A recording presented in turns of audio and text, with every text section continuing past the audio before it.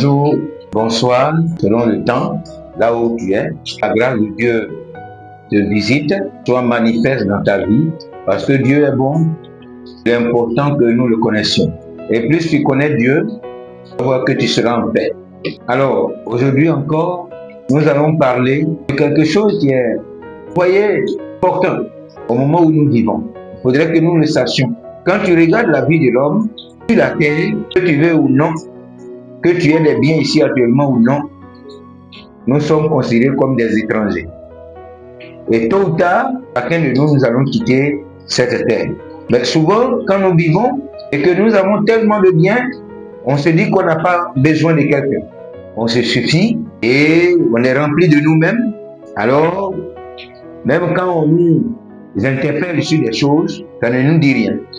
Voilà deux messieurs dans la Bible, dans Luc chapitre 16, à partir du verset 22, on dit: un jour le pauvre mourut et les anges l'emportèrent au ciel auprès d'Abraham. Le riche mourut à son tour et on lui fit de grandes funérailles. Du fond du séjour des morts, où il souffrait cruellement, il leva les yeux et aperçut de très loin Abraham et Lazare, tout à côté de lui. Alors il s'écria: Abraham, mon père, aie pitié de moi. Envoie donc Lazare qu'il trempe le bout de son doigt dans l'eau et me rafraîchisse la langue, car je souffre horriblement dans ces flammes. Mais Abraham lui répondit: mon fils, souviens-toi de combien de bonnes choses tu as joui pendant ta vie. Tu as eu ta part de bonheur, tandis que Lazare était dans la misère. À présent, ici c'est lui qui est consolé, tandis que toi, tu es dans les tourments. Vous voyez, sur la terre ici, c'est le riche qui vivait bien, qui était à l'aise. Mais le pauvre Lazare, la Bible même dit qu'il avait des plaies, et ce sont les chiens qui léchaient ses plaies. Quand il voulait manger même les miettes qui tombaient de la table, le riche le chassait et il n'arrivait pas à manger. Un jour va arriver où il va mourir. Quand il est décédé, le riche aussi a quitté la terre. Ils vont se rencontrer et par cette histoire-là, on comprend que l'enfer existe bel et bien. L'enfer existe bel et bien. Le paradis aussi existe. La Bible nous dit: le pauvre Lazare, qui était pauvre sur la terre, mais a été riche pour le ciel.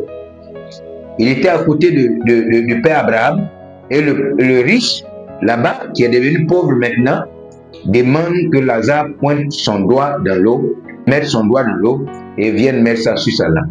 Ça montre combien de fois, là-bas, il y a une souffrance. Frère, sœur, une fois tu décèdes, c'est fini. C'est fini. C'est vrai, les gens prient pour les morts. Les gens prient pour dire non, on va prier pour le repos de son âme. Mais la Bible me dit que l'homme meurt une seule fois. Après quoi vient le jugement. Dès que tu rentres là, le jugement est prononcé. Il n'y a plus rien à faire. Soit tu te retrouves en enfer ou tu te retrouves au paradis. Donc, pour ne pas se retrouver en enfer, c'est pourquoi cette histoire nous est racontée. Et même plus tard, le riche va dire à Abraham d'envoyer les anges, d'envoyer Lazare pour aller informer ceux qui sont dans sa maison là-bas, pour ne pas qu'ils viennent là où lui il est. Il dit, mais ils ont des prophètes avec eux. Ils ont des évangélistes avec eux. Ils ont des humains aussi avec eux. Que les humains la parlent et qu'ils écoutent. C'est la même chose. Vous voyez comment c'est vérifié?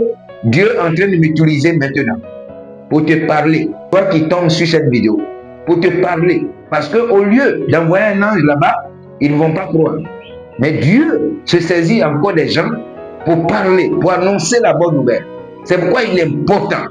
Au moment où tu tombes sur cette vidéo, il faut vraiment accepter Jésus. Il faut savoir que c'est Jésus seul qui peut t'amener au paradis.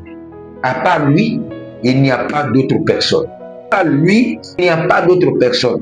Ne laisse pas quelqu'un te tromper. Une fois tu rends l'âme, c'est fini. C'est fini, il n'y a pas de retour. Alors, fais de Jésus. Au moment où tu as envie, fais de Jésus ton sauveur et Seigneur. Et tu vas voir que tu seras comme Lazare, tu seras en paix dans un lieu qu'on appelle paradis. Alors fais cette prière avec moi. Seigneur Jésus, je te remercie en ce jour de savoir que tu m'as sauvé en mourant à la croix pour mes péchés. Je te reçois comme mon sauveur ici. Merci de me sauver. Au nom de Jésus. Shalom.